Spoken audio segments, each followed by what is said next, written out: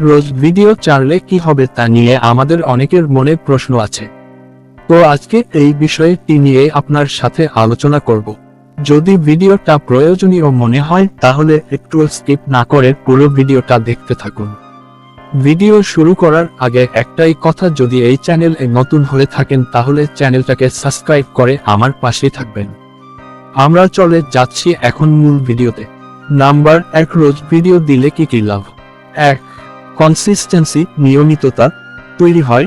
YouTube আপনার চ্যানেলকে serious ভাবে নেয়। 2. অ্যালগরিদমে ভালো ধরা পড়ে।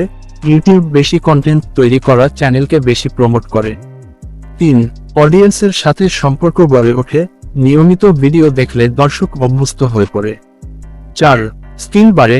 ভিডিও এডিটিং, প্রেজেন্টেশন, থাম্বনেইল বানানো সব উন্নত হয়। 5. মনিটাইজেশন সহজ হয়। ওয়াচ টাইম এবং সাবস্ক্রাইবার্স দ্রুত বাড়ে। 6. ভিউ এবং সাবস্ক্রাইবার বাড়ে যদি কন্টেন্ট মানসম্মত হয়। মূলত এগুলো ছিল লাভ। তো এখন আমরা জানব ইউটিউবের সফল হওয়ার জন্য করণীয় বিষয়গুলো। 1.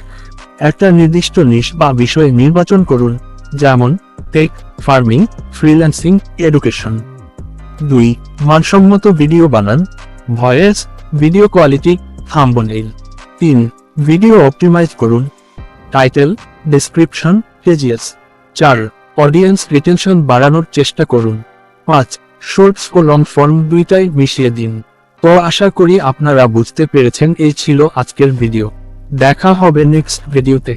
সবাইকে ধন্যবাদ এতক্ষণ পুরো ভিডিওটা দেখার জন্য।